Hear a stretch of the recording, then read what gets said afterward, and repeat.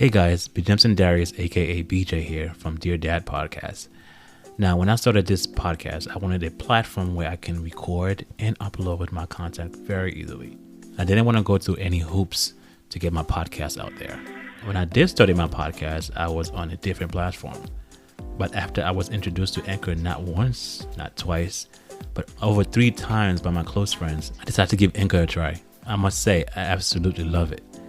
Not only is it easy to use, but I am able to record, edit, post, and publish all my episodes right there on the app or the site. I was able to transfer all my episodes onto Anchor in less than 5 minutes. That, for me, was unbelievable. Oh yeah, here's the best thing of all. It's free. It is free to use. Yeah, I know, that's crazy, but take my word on this. It's true. Using Anchor has definitely made podcasts so easy. Trust me, you'll love it. So download the free Anchor app or go to anchor.fm to get started.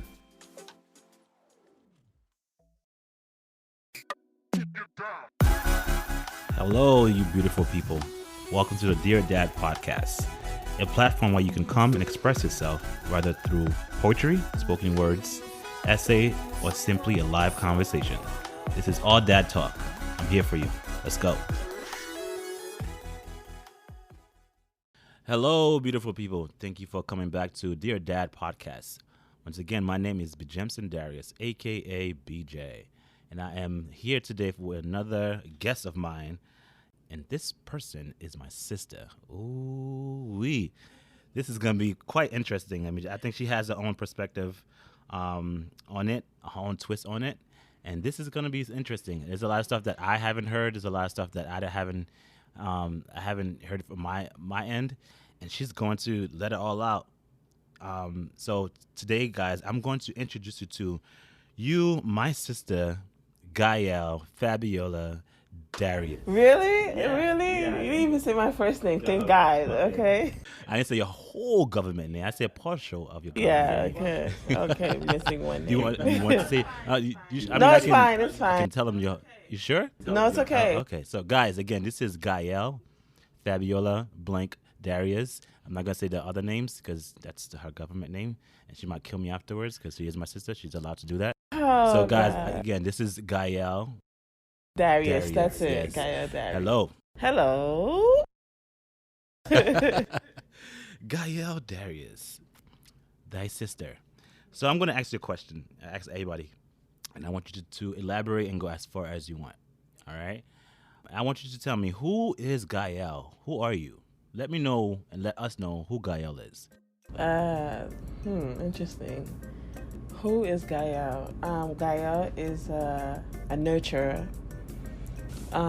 Someone who loves to take care of everyone, and I think it stems from, my childhood of how I grew up. So I guess I'm a nurturer. I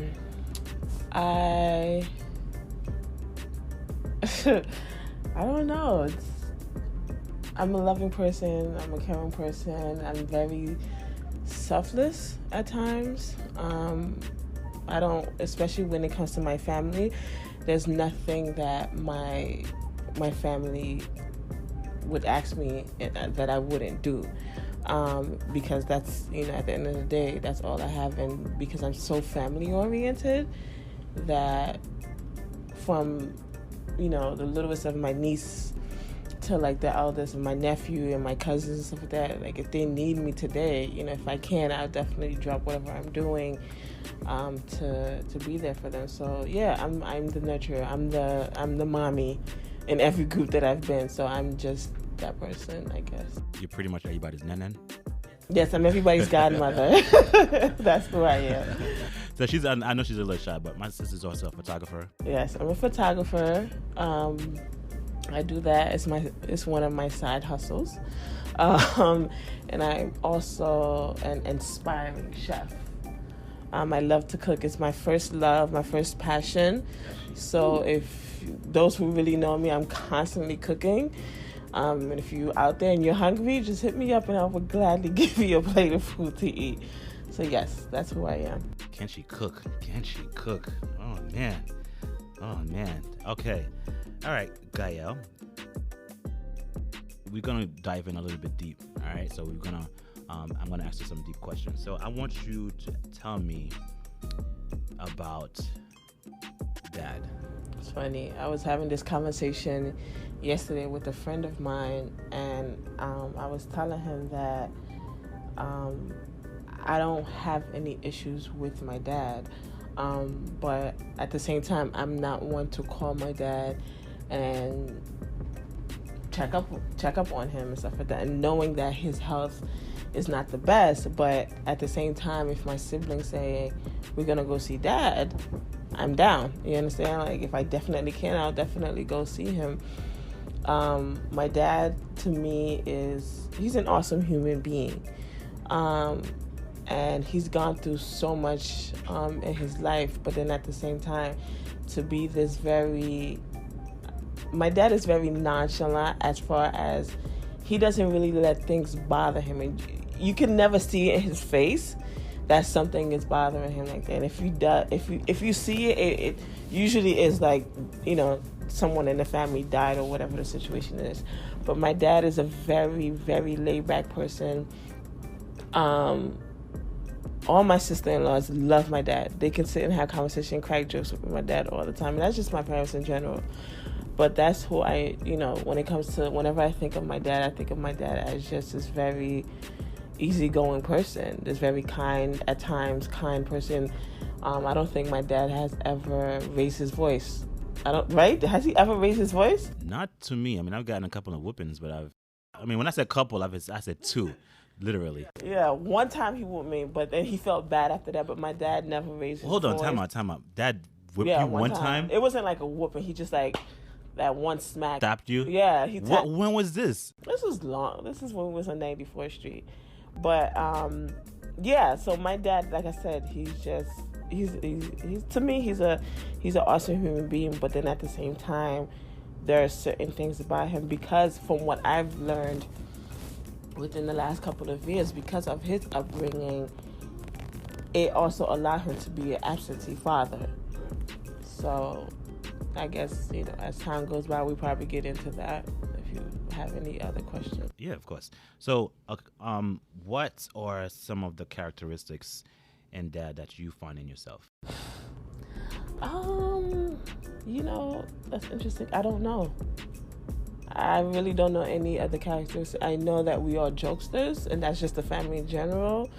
I do realize that whenever we tell my dad we're coming over, if we come without telling him, he feels bad because there's no food around and he didn't get time to cook or whatever the situation or order food. I think that's me. I know for a fact, like, if my siblings are coming over or close friends are coming over, I have to make sure that I have something ready for them to eat, because that's just, I guess, feeding people is my love language, I think. So yeah. But besides, like, anything else, I don't know.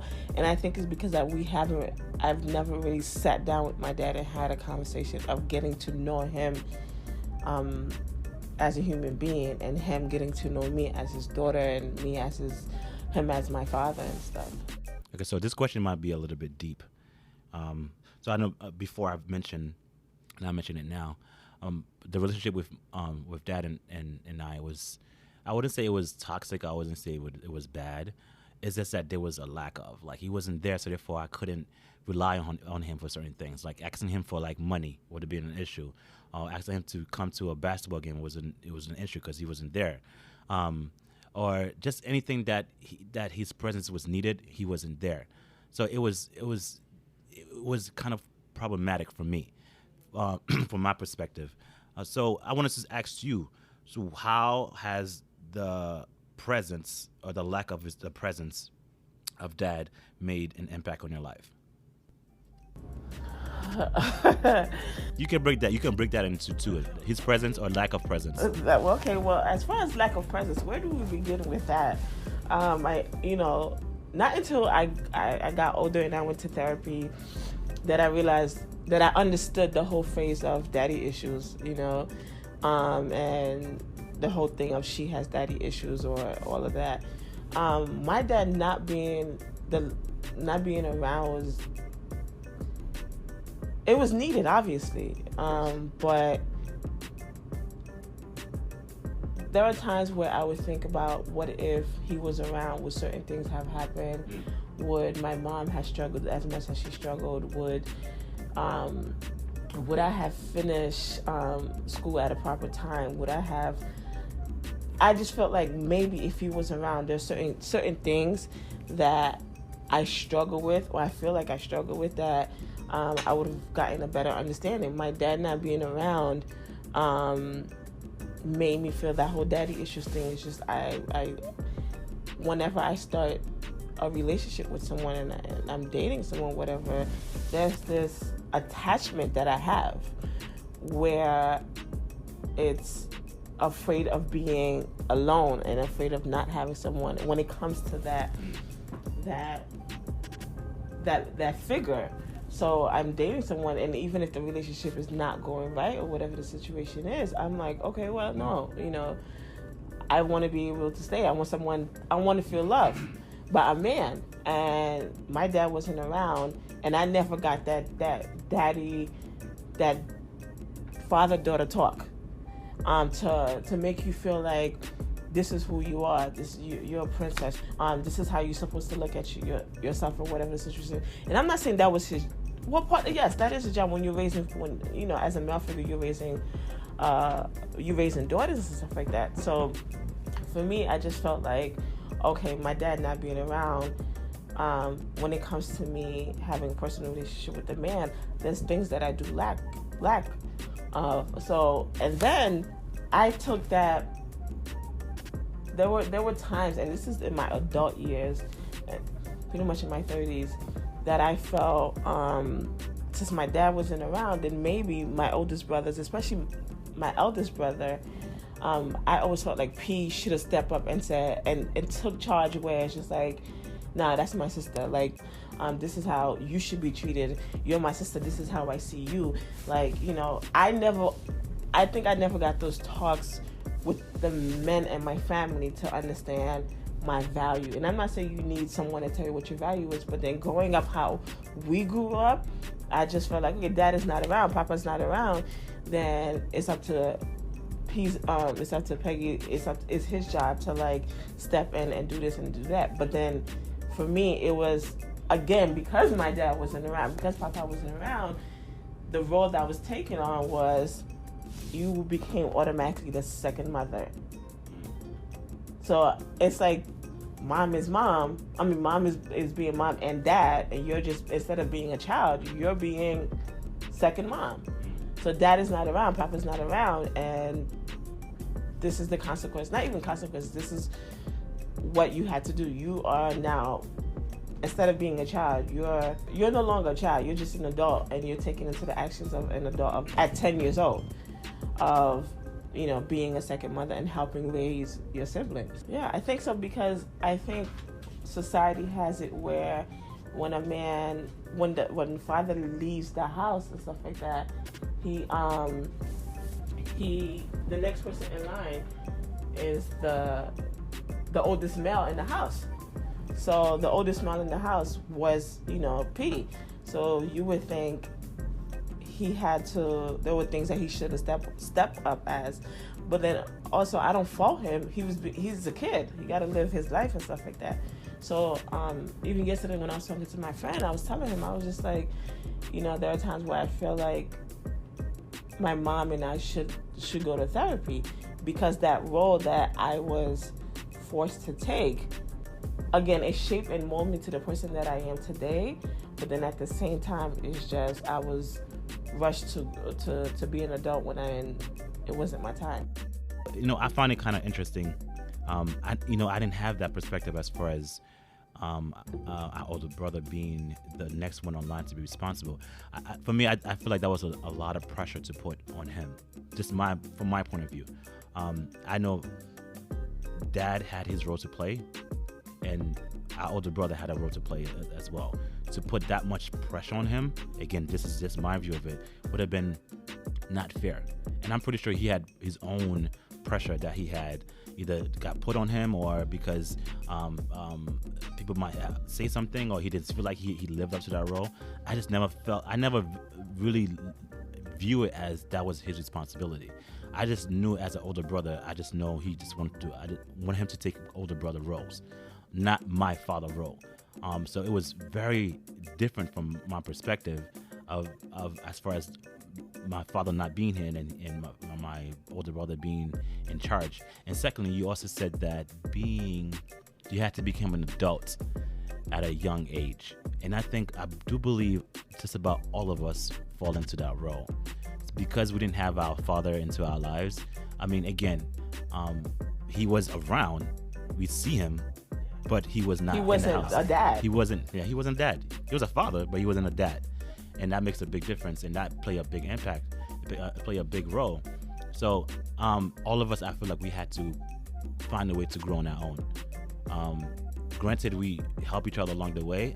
I honestly do believe we had to learn how to grow. We had to learn how to fend for ourselves, pretty much, because we weren't taught these things. We just had to learn as we go. We had to learn how to survive on our own. Another example I can have is that when we were in school, when they were permission slip to science, to go on a trip, to go to, I don't know, for lunch slip, whatever it is, we would have to sign it ourselves. I know I had to do it. If I wanted to leave school early, I'd write myself a letter and give it. Times I forged my mother's signature. All the time, because we couldn't give our mom the letter because she couldn't read English at that time. So we would have to forge her signature.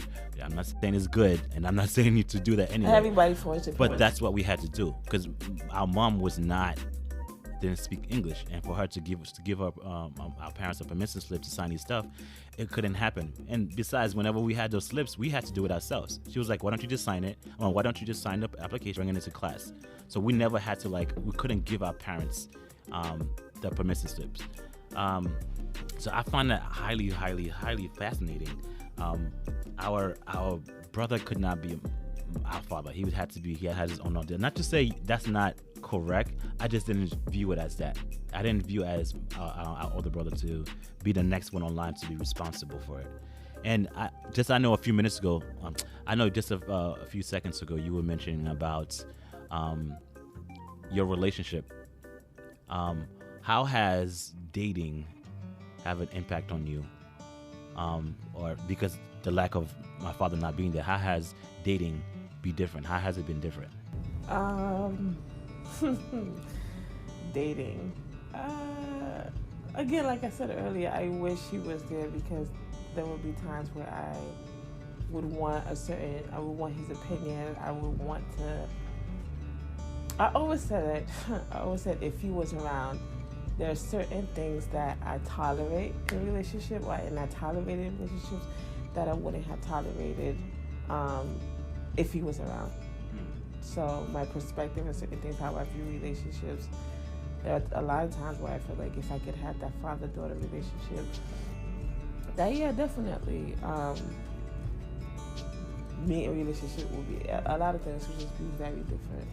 And again, I mean, all this, what you're saying is actually, I want to acknowledge that, and all of us are entitled to that. I mean, that was your view of it. We grew up in a house. There was 6 of us, and all of us have a different perspective on it. And yours is valid, and I definitely wanted to acknowledge that. And all of us experience it different. So, what kind of woman do you think you want to be? When I grow up, I would like to be. What kind of woman I would like to be, or I am? Take that as far as you want. I mean, at 35, the type of person that I am, I'm content with who I am. Life experiences, everything that I've been through, like I said, has shaped and molded me to this person that I am.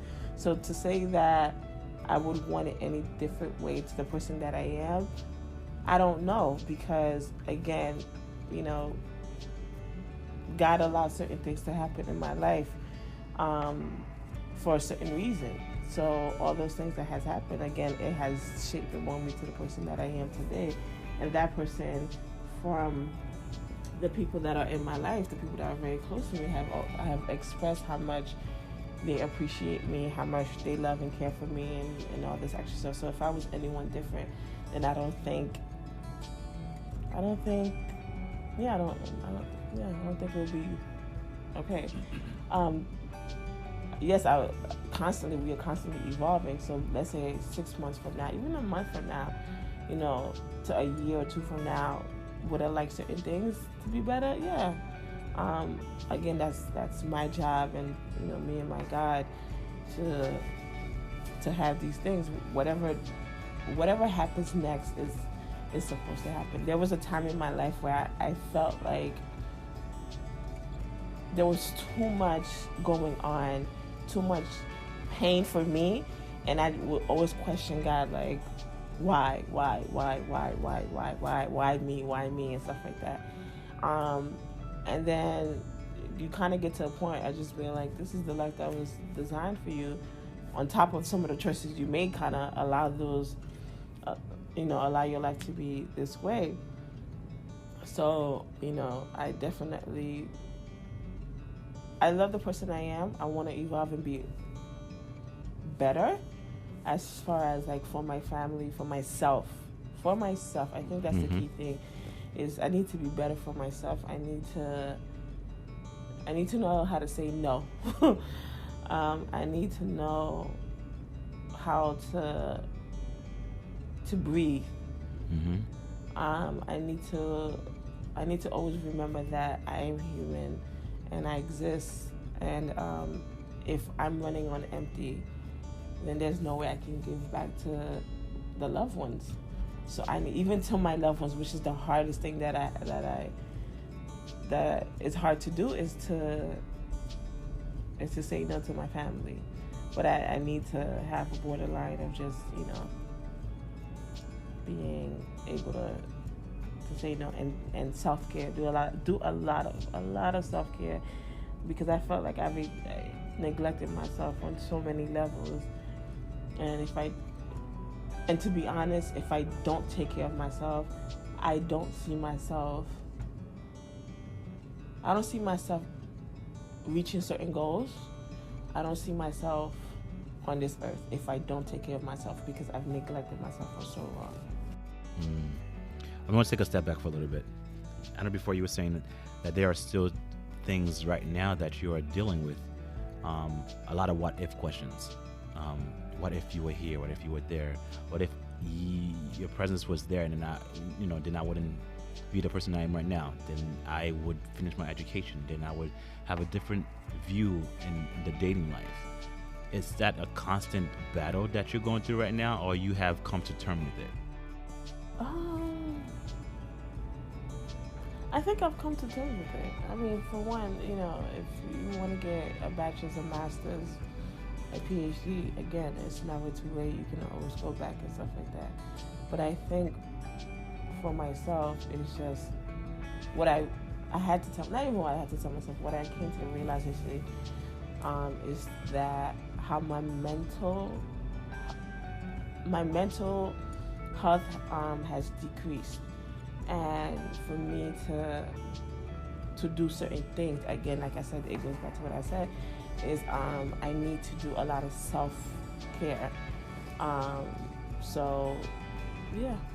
I mean, I can honestly say I myself, I think all of us should see a therapist. All of us should find a way to express that, learn how to express that. And again, you were referring to as far as there are a lot of what-if questions. What if I did this? What if he was here? What if we didn't do this? Pretty much if my dad's presence was there, would it make a difference? So I want to challenge you, and I want to pose this question. If you had a chance, let's say dad was here or he was listening. If he was here right next to you, or make it easier if he's listening to you right now and you want to leave a message to him, what would you say to him? What kind of conversation would you have with him? Being completely transparent. I think the first thing that came to my mind was that I think I would tell him that I would say, Papa, I needed you.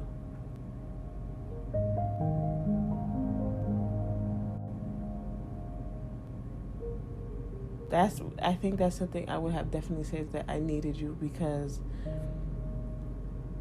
there's a certain type of bond that a daughter has with her father, and I think that's why, I gravitate towards a person that I started dating, was the simple fact of how the relationship that he has with his daughter. So seeing that relationship, it was an automatic attraction, because anytime I see a father and daughter relationship, I think it's such a beautiful thing. Even when I see, the manual with Abby and Isabel, Max with his daughter, any one of our families is, when I see that, it's just, it's a beautiful thing. So I always felt like, and that's something that it's always playing in my head, like, I needed my dad. Papa, I needed you. Like, I needed you for so many reasons and stuff like that. And you not having to be around. And I'm not saying I fault you for that, but then, yes, at the same time, I still fault you. And it hurts not having you around. And it hurts to see my mother hurting and her struggling and stuff like that. So, yes, Papa, I wish you was around more often. I wish I would have seen you, not just when the family had parties. I wish you came and sat down and talked to all of us. I wish you were there when I decided, okay, I'm going on my first date, or whatever you want to call it, or I have my first boyfriend, or whatever the situation is, or when my heart was first got broken and I couldn't understand what was going on, and I'm over here blaming myself. So yes, I wish you were here, and I needed you. So I think that's something I would have always said, is that I need you. And I think I said that to my dad. I said that to Papa before. I said, I need you. And I told him, I was like, I'm not married. I didn't get married yet. So I need you to stay alive. I need you to be there for you to see those days, especially when he got sick. Anything else you wanted to tell him? I want you to talk to him directly. Dad, I'm talking to you right now. What would you want him to, like, just talk to him directly? Honestly, I think that's pretty much it. I think I just want you to know that I've told him I love him and stuff like that. So I want him to understand, and I want him to know that I wish he was here and stuff like that. So, because there are things that you struggle with that at the end of the day, you want your parents to be there. I never resented him. When my grandfather died, that's when my uncles, my dad couldn't make it, Papa couldn't make it. And that's when I realized why my dad dealt with what he dealt. It shaped and molded him to the person that he is, because my dad, again, was neglected as a child. And he didn't know any better. And this is why, like, as parents, when you having a child, it's imperative that you build that relationship with your children. You have that bond with your child where your child can feel like, okay, this is what they're going through, and they can always come to you. And my dad never had that. He never had that father and son relationship, father and mother kind of relationship, or whatever the situation is. So for him, I'm going to have kids. How am I going to be that role model for them, which I don't even know what that role model is? So, and that's why I said I don't fault him. Again, and I'm also happy with the simple fact of my siblings, my brothers, you guys, understood how it was going on, how difficult it was for mommy, and as far as the men and Papa not being around, and deciding. And I remember that was one thing you said. You was like, I'm not going to be like my father when it comes to getting married and having a child, and even having a relationship. I'm not going to have multiple women and stuff like that. And that's something I always remember. So to see your brothers deciding they're not going to be like their father and stuff like that, I'm going to be a better father to my children and stuff like that. And that's something, there are times where I sit back and I look at you guys and I'm just like, regardless of anything that my brothers have done in life that has been wrong, one thing I will always say about my brothers, and majority of the men around our age and in my family, is that they are amazing fathers. And I love how they love their children. I love how they love their wives, and they take care of their children and stuff like that. And, it's so beautiful to see black men taking that time out and just spending random quality times with their children. And yes, our family, that's how our family was. We spend some time with each other, but that one-on-one time, and it's something that whenever I speak about my family, I can never say, the men in my family are like they deadbeat dads. No, the men of my family are amazing and beautiful fathers. Like, and I can go down the list of every single one why I think they are amazing dad. Starting off with Maxime, Max is one of those fathers where you watch him with his children and you're like, this is just beautiful. He documents just everything and stuff like that. You guys with Elias, and like I see the joy that when Elias is learning something. Even a couple of weeks ago when you guys said you guys realize Elias is progressing in a way that the level that he is in his school level, he's surpassing that. And it's a beautiful thing for a parent to see that and not feel like I'm going to keep my child at this level. No, my child is surpassing this level. I need my child to go to the next level. And that's beautiful. How P takes time to spend with Aiden and Logan. And just yesterday, him decided to take Aiden to a basketball tournament. And it's just them, that father and son time and stuff like that. G, who's the only one out of, all my siblings, who has two girls, and seeing before Isabel was born, him and Abby having like these little bake things where they bake together and they watch movies together, and Abby has projects and stuff like that. Those are things that us growing up, we didn't see that. We didn't have that. So seeing my family, the men in my family step up, seeing black men step up and just be like, no, I'm gonna like this false narrative about black men not being around for their children, that's not gonna be me. And seeing them be this superhero to their children is just like, I think it's one of the most beautiful things I've seen in my life. Wow. Sorry, I just got captivated. But yes. There's so much that needs to be discussed. So much that needs to be said. Different versions of it. But we all come down to understanding that we can't be children for too long. We cannot be adolescent for too long. We need to learn how to grow up. We need to learn how to be an adult. And not to say adult is being fun, and not to say adult is going to be easy, but taking that transition, accepting that transition, responsibility for yourself. It's a huge thing. It's so hard. It is so hard. There are so many things that I want to do, so many things that I need to do. And I'm not doing it because I'm afraid to. I'm afraid to take a leap. I'm afraid to jump. I'm afraid to let go because I'm afraid of the results. But then that's the beautiful thing about life. It's scary, but then when you're stuck in your comfort zone, mm-hmm. you're not growing as an individual. So you're so stuck in there. We're like, okay, this is my comfort zone. It's easier here and stuff like that. The water is safe here. But then the thing is that quote and that saying, as cliche it is, you take that jump. You take that leap of faith, and what if you fall? Okay, then you get back up and you keep going and stuff like that. And you won't know what's on the other side if you don't take that leap. Yes, trust me, I'm someone where it's like who deals with anxiety badly, where there are times where I'm always psyching myself out of taking a step and trying to figure out, okay, what if this, what if that, and stuff like that. And there are times where I said, but then, and I think I had this conversation with Jessica on Friday, I said, but then I can't say I'm practicing walking by faith and believing, okay, God, you're going to take care of this, and then worry. God, I'm trusting you, but I'm going to worry. Those two don't go together. If whether you believe in the universe, whether you believe in Buddha, whatever it is that you believe in, but when you decide you're gonna go take that, you taking that leap of faith, you're gonna trust the higher powers to guide you into the next step, and whatever's behind that door. It's hard, but you also have to decide, okay, the fear, which is, if we're so stuck into fear, we're gonna be in prison for the rest of our life.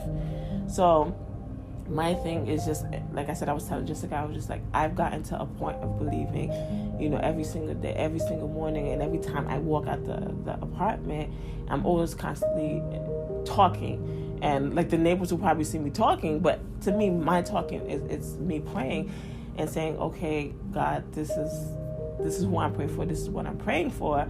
And I have to trust and believe because I'm walking by faith and not by sight. Amen. All right, preacher. Or preacher. So, do you like who Gaia has become? Oh, to be honest, I don't know.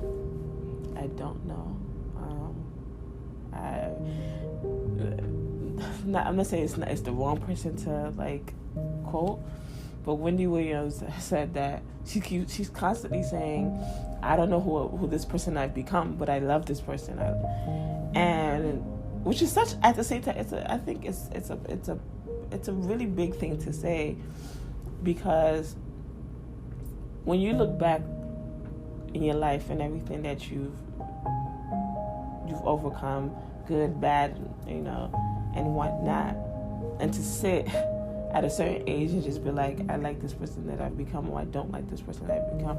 Now, if I say I don't like this person I've become, am I going to take the next step to change that person? And if I say I like this person I've become, am I going to stick to just this person and be okay with that? So, and I think that's why I say I don't know. I like where I'm going as far as a human being. I like how my mind has, not even my mind, I like how I've evolved throughout the years, and how I've forgiven, how I've, not even forget, but I've forgiven, how I've let go, how I've evolved. Now, if I need to look at my life from 1984 to 2019 and be like, I like this person and I like where she's at, I had to be honest and say, I don't know.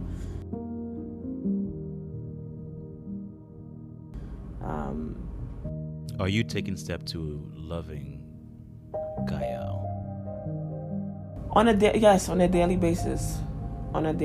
And I never said, I was never one to feel like I hate myself or I hated myself, but I'm so hard on myself where I'm constantly beating myself on an hourly basis.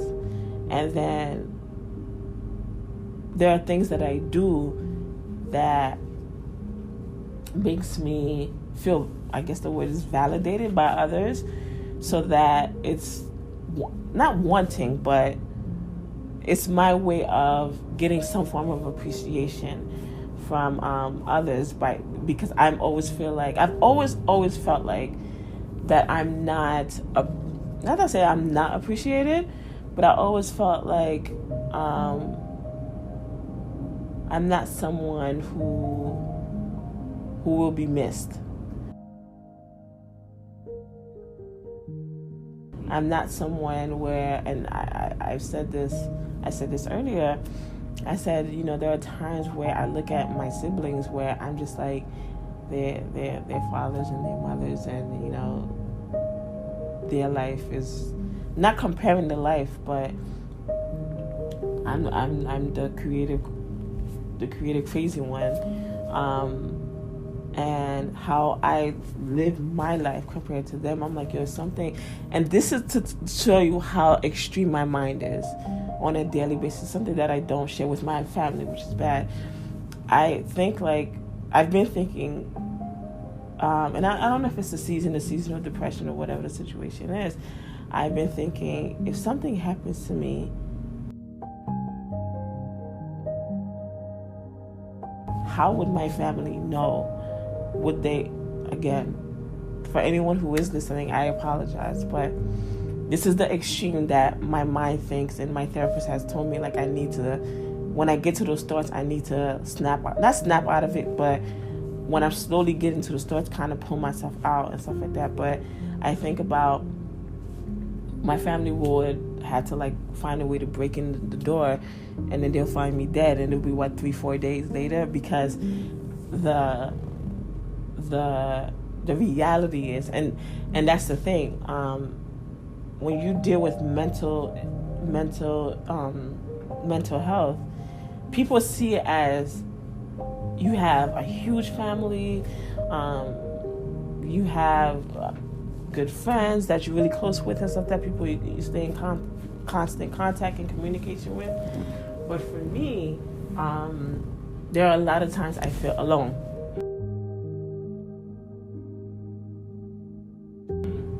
Like, yes, I have a beautiful family. Yes, I have friends, and I love my job and stuff like that. But there are times where all of that to me is just, that's all it is. It's just that. And I'm alone. And there are times where I feel like I would be alone for the rest of my life. And it didn't like hit me hard enough until I went to Paris, and I was looking at my cousin Webster took me to go see, his sister in the childhood home that they grew up in. And I would watch her, and and I'm someone who I observe people. I observe my surroundings, period. But I sat back and I watched my cousin, female. She lives in the house that, she grew up in, and her parents died, whatever. She took care of her parents until their death, whatever. And I watch her. There were times she would just sit there and she'll smoke, and then come back and do whatever. But you can tell, like, her mind is somewhere. And I spoke to Webster. I said, Webster, I think she's dealing with some kind of mental health issue. Webster was like, I've never told anyone, but I know she deals with depression. I was like, I can see it. And I told Webster, I said, because I deal with that, but I can see it in her, because she does exactly the same thing I do. She goes into a zone, and it's just like, you could be there for a good 20-30 minutes. And I did that specific thing yesterday. I'm having a conversation with my friend at a restaurant, and in the middle of the conversation, I just like started looking outside, and he's like, are you okay? Like, you just been like out there. So when I watched her, and when I came back from the trip from Paris, and I think that when we went to go visit her, those memories of seeing her stuck to me up until I came back here. And I called, and I told Ma, I said, I'm looking at my cousin, and my fear is that I'm going to end up like her.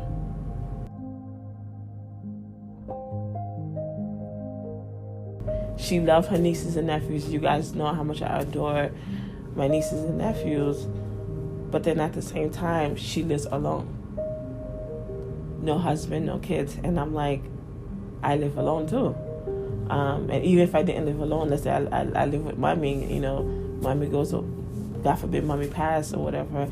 There's this idea of everyone else, or my siblings have children, they have a whatever, and then there's just me.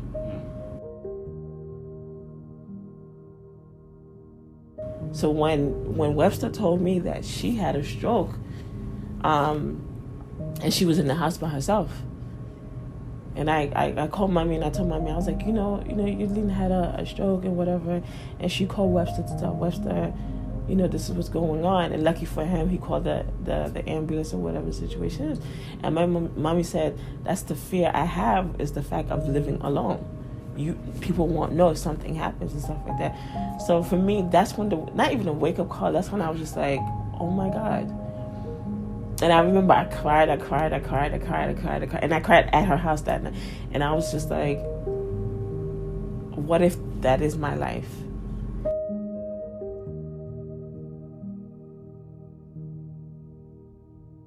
And so to go back to be like, oh, okay, well, am I happy with the life that I have in this person that I am? There are times, no, I'm not.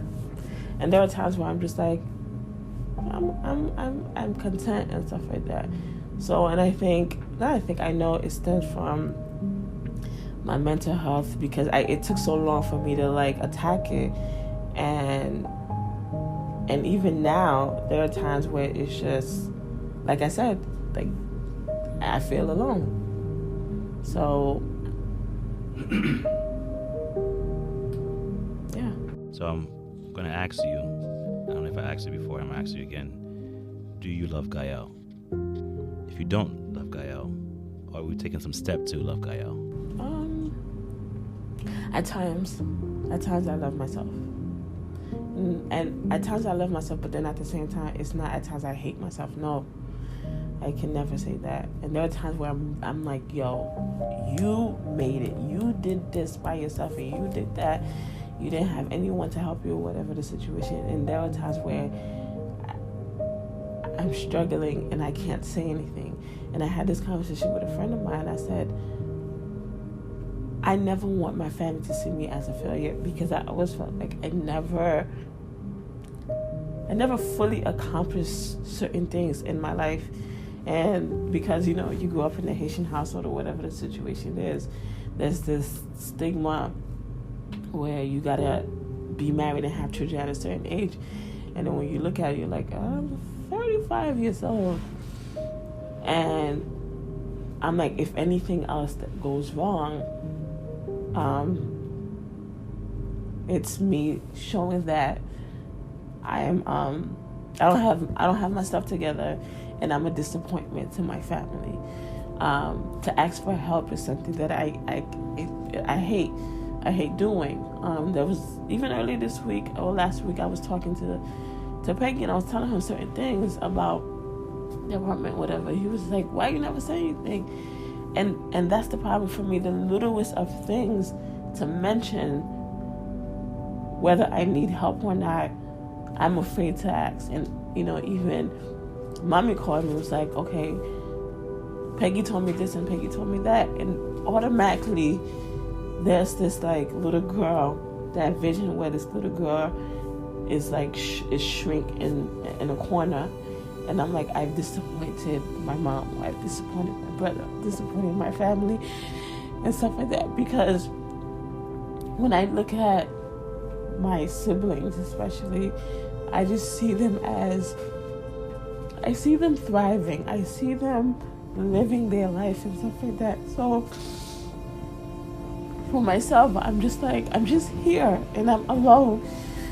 And even to come and tell you guys where I'm dealing with depression or anxiety and stuff like that, it was just like, what do you got? And that's the thing I've heard, even within this family. What do you got to be depressed about? Why are you depressed? And it's just like, there are times where I don't know. And there are times where because I'm so hard on myself, I'm just like, I wish. And there are times where I'm pushing myself to the point where I'm like exhausted. And like I had said, what I realized is that my way of making those around me show appreciation or appraising me is me cooking. And that's why it's like, oh, look, I made this recipe, I made that. Do you guys want to try it? Whatever situation. And be like, hey, GAP, I cook, you guys want? And stuff like that. So to just hear a thank you for me is like, it's like hearing, it's hearing you've won the lottery. That's the first time I said that. So that's just how it is for me, because, I love you guys, but there are times where it's just like you said earlier, like you're a loner. That's us. I'm a loner too. So I don't mind being here. I like this, and that's the problem. I like the solidarity. And even when we were younger, friends used to always say, like, you lock yourself in the room. And again, for one thing I want to say, to kind of get off the topic but stay on the topic, one thing I want parents to understand is that there are certain signs children give you for you to, like, I'm not saying, yes, for you to pay attention and realize that either they're sinking or their mental health is decreasing. And looking back, and even saying this out loud, looking back where friends would tell me, you always lock yourself inside. Like, and mommy would say, There are times that you're in the house, I don't know if you're here, because you're just so quiet. And for me, not up until now, realizing my isolation and everything, and funny enough, how my life turned out, me kind of being secluded or whatever the situation is, it was just me dealing with stuff in my head constantly over and over, and being this person who overthinks non-stop, or whatever the situation is. So there are things your children show you. You just gotta kind of pay attention. There are warning signs, and you just gotta. And I know I don't have a child, but I work with children, and there are things where I see and I understand that it's hard for parents to kind of like speak to the child about, just like what's his name, and the son. A father not speaking to his son for days is not okay, because you don't understand. You don't know what's in between those times. You're not talking to your son or your daughter, whatever the situation is.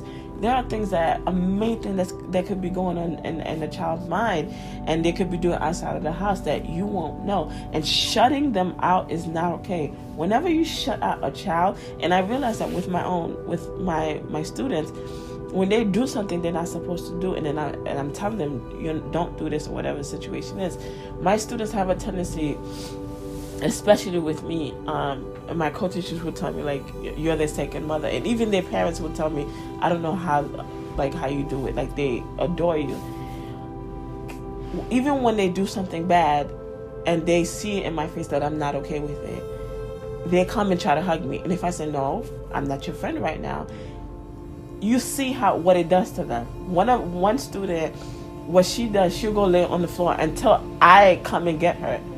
And the other teacher would try, and she'll say no until I come and get her. So as a parent, when you decide you're not going to communicate with your child, you're not going to speak to your child and stuff like that, understand what it's doing to the child is not teaching them a lesson. What is making them pull away from you, like, well, that you didn't speak to your mom, you didn't speak to me, and stuff like that. So again, to go back to, Papa not being around and Mommy always had to be doing both. There are times where I was struggling and I couldn't tell Mommy because Mommy didn't know, and she didn't know how to communicate. And if there's one thing I want to leave from this, is just like, if you don't know, as a parent, as a father, you don't know how to communicate with your child, then you need to start taking steps and figuring out how to communicate properly. Whether you want to go to a therapist, or you want to speak to your partner, or try little by little of speaking to your child, find a way to communicate with your child. And that's something Papa and I don't really communicate. I don't call him nothing, and that's what I said at the beginning. We don't communicate, but when I see him, it's, of course, yes, this love and stuff like that, but I can't pick up the phone and be like, Mommy, this is what I'm going through, Papa, this is what I'm going through, because how we grew up, we didn't grow up communicating with one another. I get into relationships, it's like pulling teeth. And it took a while for me to be able to communicate and stuff like that. But even still, there are times where it's like, you okay? Mm-hmm. And that's it. I'll leave it at that. But there are times that little girl in me is just like, want someone to just be like, no, I know you're not okay. Like, talk to me. That kind of attention. And that's why I said it goes back to the whole daddy issues, where it's just, I felt like there were times where I wanted to come to Papa and be like, Papa, this is what I'm feeling, and this and this and this and that. Even with Mommy, but we never did. I want to ask you two more questions. Oh, Lord. Two more questions. And I said this is going to be real. This is going to be vulnerable. Two more questions, and I'll let you go. If you had the chance to tell young Gaelle, or kid Gaelle, a baby Gaelle, or 10 years old Gaelle, as you specified, about adult Gaelle, what would you say?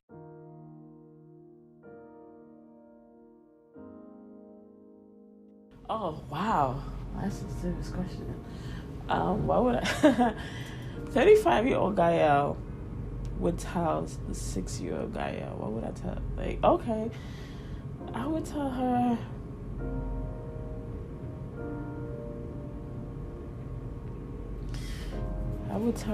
especially I think at the age of 10. I would tell her you're beautiful. I would tell her that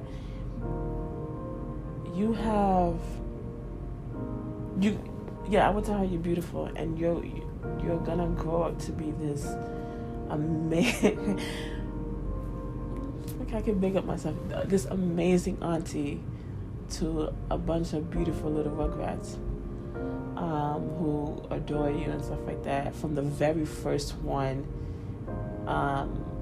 who adored you like his own, like you were his mother, Aiden, to your niece, who, when your niece Summer, who lights up your world, and every time she sees you, she just yells, and she's managed to give you a name that actually means something, which no one would have guessed. The name that she has given you is a name that, from multiple times of looking at the definition, means predestined, the first one, and something else too. Something as far as something, but it's a very spiritual, powerful name. The first woman who went to Mecca, or something like that. But it's a very powerful name. So at a young age of 2 years old, a little girl gave you a name that it has an amazing meaning, and when you look at it, it kind of describes who you are. So you're a beautiful person, and it's going to get hard, but at the end of the day, you'll make it.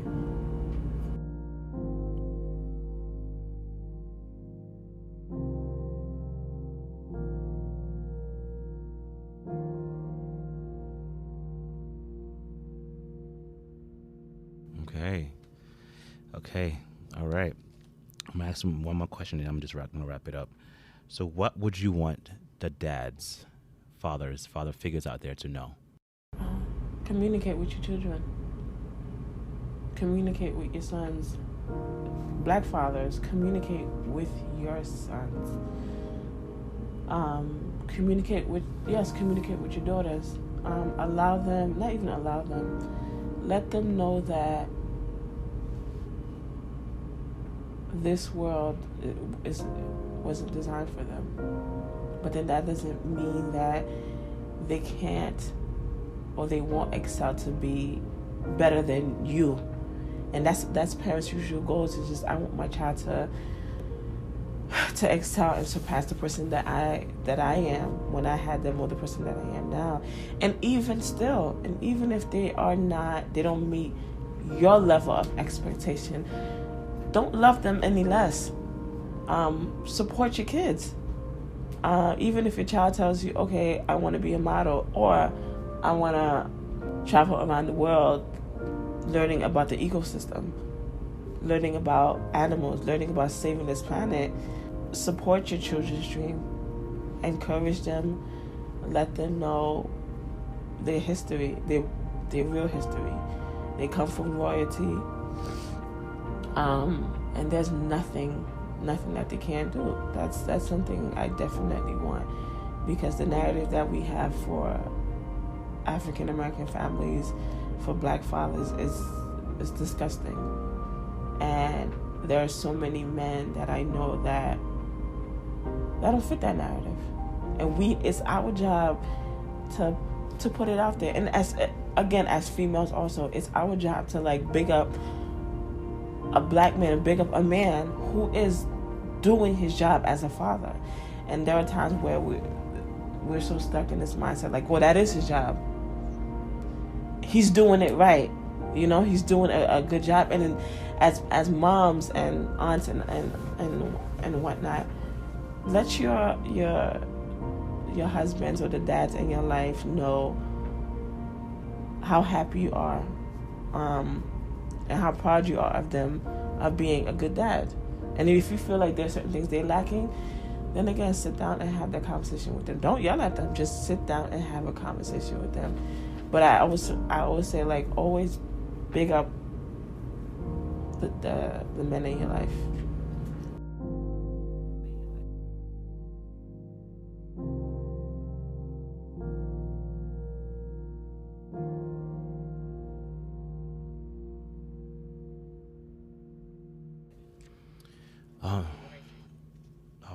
Wow, man, thank you so much. Listen, Gaelle, my sister, I just need you to know this. I'm going to be 100% transparent with you.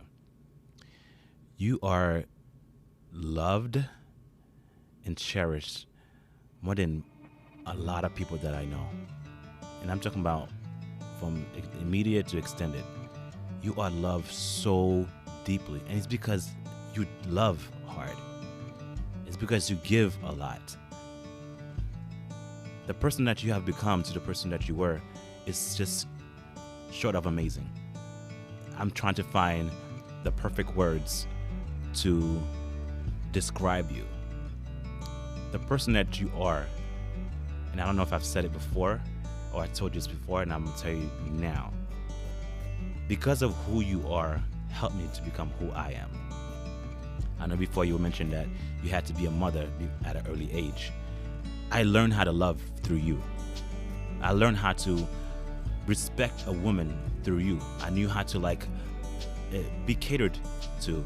I learned how to cater to through you. I learned how to love, be affectionate through you. I don't think I've ever physically told you this. Like, we grew up pretty much almost at the hip at times when we were growing up. People thought that we were twins to a certain point. So everything that you were doing, everything that you did, I just mimic. You're the youngest, you're younger than me, but I just saw you as a role model. I don't think you understand the amount of love that you give, the amount of love that people have for you. You sacrifice every single day.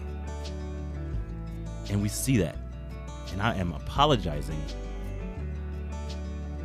if I don't say it enough. You've done so much and continue doing so much, sacrificing yourself. Just like Dad. Once we say we're coming over, look, you're cooking. Prime example today, I say I'm coming over. What's the first thing you say? Oh yeah, I'm cooking. I'm here. That's how much you care. That's how much you want others to love you. I don't think you understand the amount of love that we have for you. We care for you deeply. You are loved. Every feeling and every emotion that you're going through, it is validated. And I'm telling you, you are entitled to that feeling. Don't let anyone or anything or anywhere that you go think that is any different. You are 100% entitled to your feeling. What you went through, your experience is your experience.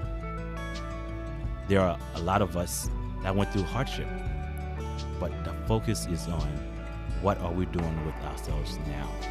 And I want to let you know that you are doing a phenomenal job of being a human being. You're doing a tremendous job of being a wonderful sister. I'm telling you, I learned how to love through you. Through you.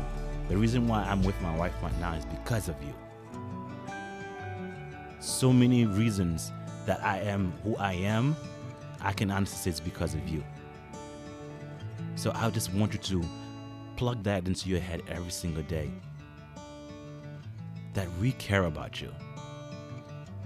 We have our own problems and we may not call you as often, we may not check on you as often, but each and every one of us have the issue.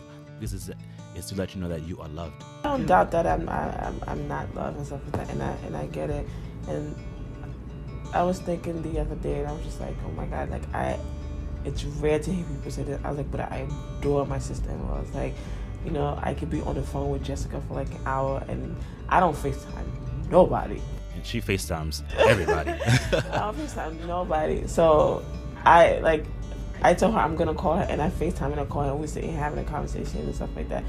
And that's one of my biggest supporters is Jessica and stuff like that. And she's always like pushing, like, no, you can do this and stuff like that. And it's like, and then even if I say I don't, it's okay, take the time out and stuff like that. So that's why I said, there's no question that I'm not loved or I don't feel the love and stuff like that. Like, I know who my family is. I know who my cousins. I know these people, and we constantly say to each other that we love each other and stuff like that. It's definitely not something, but there are times where, and that, like, the reality is, when you're in your head a lot, there are times where that good angel and that bad angel is on your shoulder, and the bad angel sometimes takes over and like makes you feel or makes you think things that you shouldn't be thinking. Oh, I'm not loved, or I'm not appreciated, or I'm not this, or I'm not that. Like, look, and that's the reality of it. It's not I can fault people and be like, no, but there are times where, to be transparent, it's just like sitting with a therapist, is where that mind starts to play that game on you, where you can tell me I care for you, I love you, I want you, whatever, until you're blue in the face. But I also feel like I know myself, and my thing is just that if I can get out of my head, as far as my family, if I can get out of my head, then yeah, I wouldn't have to worry about it. But then again, it's just a lifelong 35 years of dealing with certain things. Your mind just like said, you know what, this is just how you see it. There are days when I'm great, and there are days where I'm sinking. I'm in sinking sand. But then I get up every day, and I'm grateful. I am beyond grateful that I get to get up every single day, come home. I made it through a whole another year, January through December, and I'm grateful for that. But like the rest of us, we all struggle with things. We all have self-doubt and stuff like that. So there are days for some it's worse, and there are others where, nope, I'm good. So I just wanted to share that because that's something I don't say. I've never said to my family or anyone that close to me. So I wanted you guys to kind of like, it's not me looking for pity. I do not want that. I do not want that. There are a lot of times where people go through things, and when it's too late, they're like, oh, I never heard, I didn't know. No, it's easy for me to be transparent. I say it, even whatever I feel at times, but there are times I do struggle.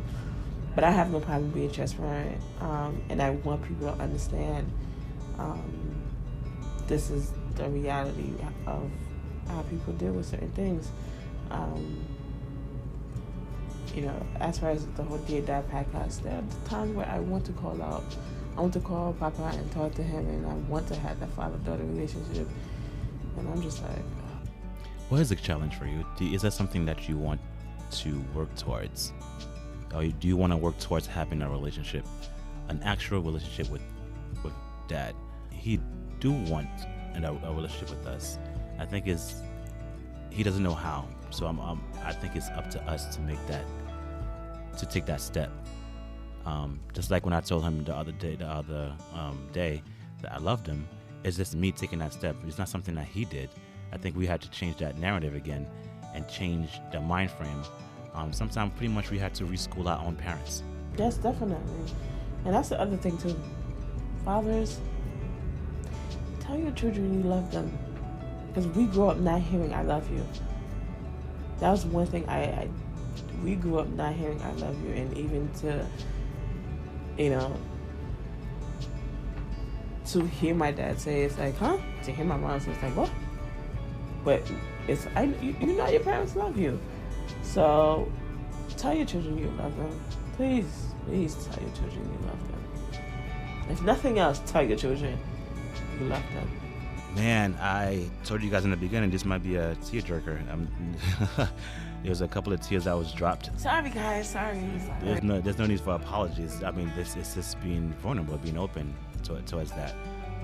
And I knew growing in and asking or having to sit down with my sister that it was going to be emotional, because there's a lot of stuff that we haven't physically or we haven't verbally said. We haven't said it out in the open. a lot of stuff that we haven't done. There's a lot of stuff that we ourselves need to do. A lot of stuff that we need to change in our lives. But none of us are disappointments. None of us are by chance. And I want to leave you guys with this little thought picture of what I'm trying to say is every single one of us did not get here by chance. I just want you to think about that. All right. Every single one of us did not get here by chance. And I'm going to just be real right now. How many sperms, right, that were released? Millions of sperms. And it was just you that made it. You. So it's not by chance. It's because you're strong. It's because you were determined and that you made it. And others didn't. And I want you guys to think about that. None of us, not you or I, are here by chance. We made it because we were strong. We are strong. You are strong. And you were able to get to the goal of life and see this bright light. Honestly, none of us are here by chance. We were here because we were able to have a shared determination of where we're going to go and beat the odds, because the odds were against us. Each and every day, to the left and our right, we have people dying. Behind us, people are dying. In front of us, people are dying. But we have a ton of vision of life, the breath of life, and we made it. So when we take our first breath and we made it, our lungs expand. We made it. You made it. So I want you guys to reflect on this. You're not here by chance. You're not here by chance. You've been hand chosen, guys. You are hand chosen. Every single one of you guys are special. Because out of millions, you were the only one that made it. Think about that. Out of millions, you were the only one that made it. So guys, I just want to thank you guys again for joining us for this podcast. And I love what I have accomplished and what this conversation was about. And I knew it was going to be a little bit longer than others, but that's because this is 100% vulnerability, guys. So again, until next time, I am looking forward to the next conversation, and I see you guys later. Bye.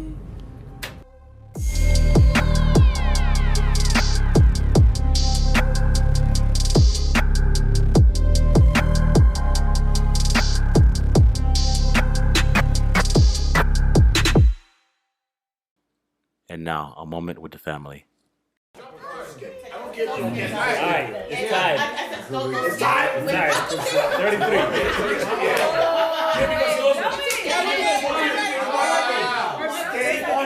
Stay on it. The only people who are super upset no matter what are just them judges. Grab me in the wrist. Hold on. Okay, let's focus. Okay. We need one. We need one to win. We need two.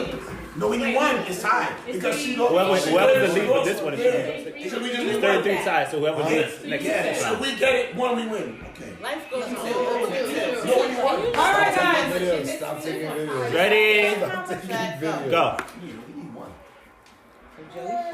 This is another word for beginning. If you are, let's say you're part of let's say you're a singer, and this is your album. Thank you. Why are you doing this? Next. Blue, green, yellow. Okay, our parents like yellow card. She's not gonna use the yellow. Come on, use the right side. Okay, go. Stop. Vegans don't drink that. Drink. Drink. Okay, just go. This happens in cold places. Snowstorm, nor'easter. It's a blizzard. Boom.